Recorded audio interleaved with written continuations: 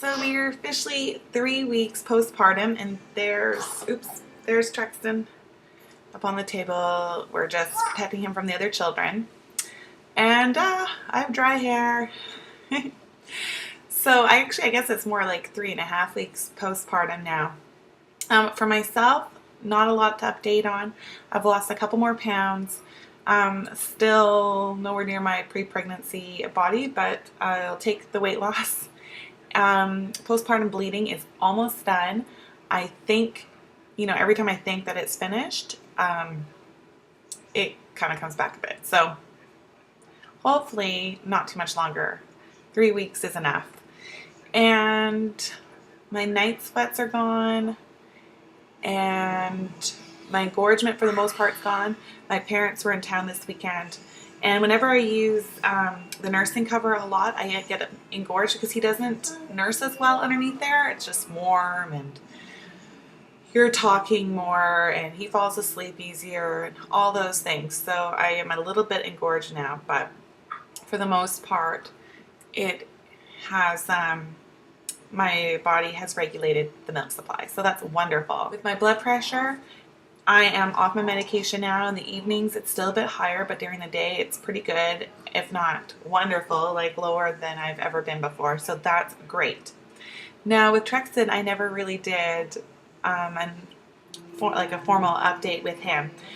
So when we got discharged, I got discharged less than 24 hours after giving birth, because I gave birth to him at 10:10 p.m. Friday night, and I was discharged at 7 p.m. Saturday.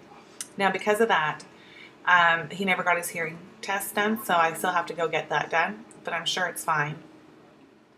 And he was a bit jaundiced when we left, and he continued to be for some time. It went into his eyes a little bit too, but we put him in the sun a lot and gave him some sun baths.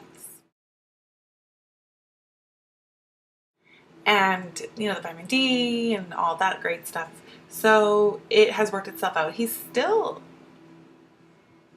I guess, a bit redder, like still red because he's fair-skinned, but the doctor says it's looking good. So that's good. Within a few days of him being discharged, though, we had ended up in a merge with him because he had these really strange vibrations through his whole body. He would just vibrate. So they weren't like the jerks and the punches and kicks that you see. They were literally vibrations. So I called the nurse's line. They said, go to emerge. The pediatrician there thankfully said that he didn't feel it was strokes or seizures because A, it was happening on both sides, B, just the type of movements they were. So that was good. And he thought that maybe it could be withdrawal from the blood pressure medication that I've been on, which I thought was really interesting because no one ever told me that there could be any side effects whatsoever for him. So I don't know if it's just rare. Anyways, it ended up going away.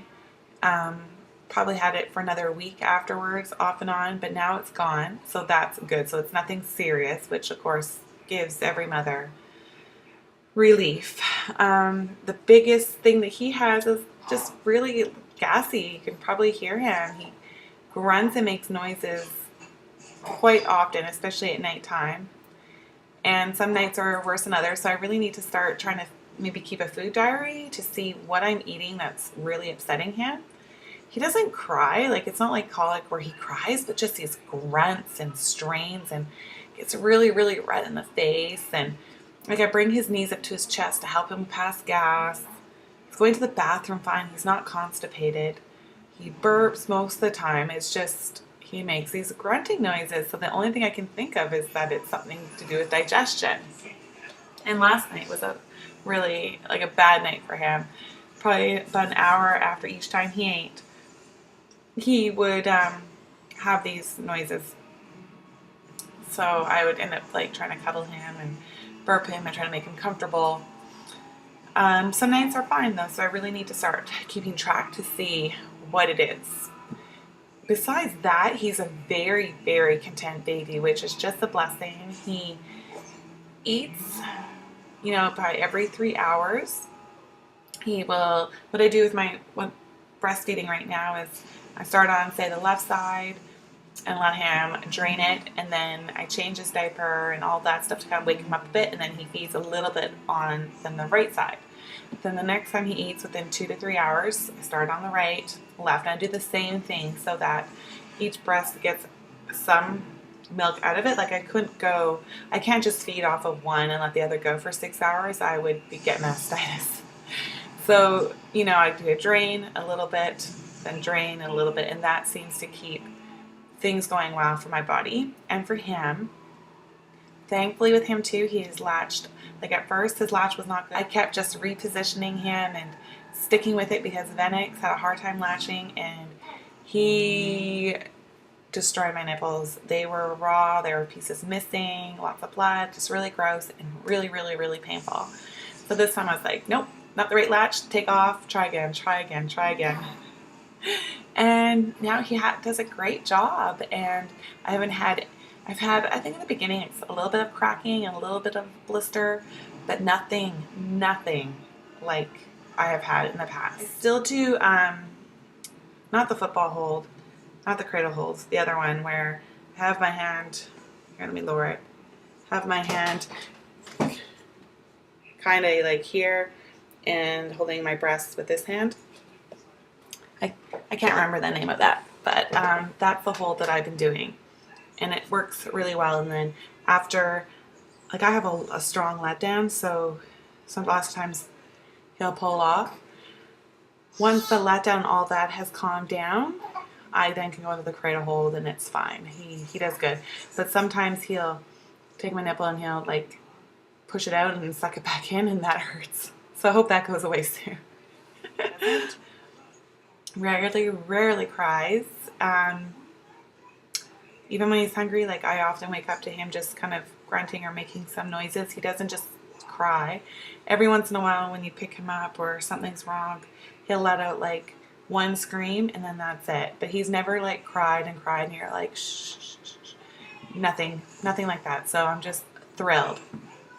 It's only 3 weeks, so we'll see how things go. But so far so good.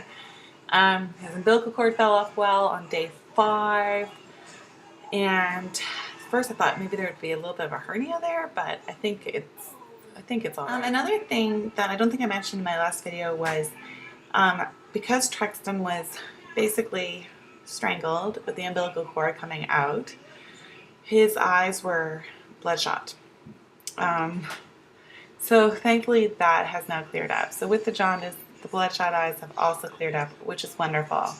And now, skin-wise, he has is full shed.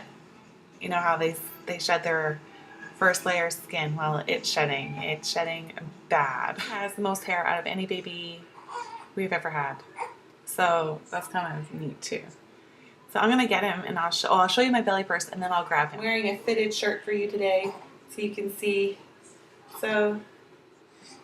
Still a bit of a tummy.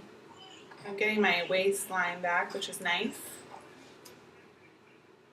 So when he was born, he was 8 pounds, 6 ounces, and 21 inches long.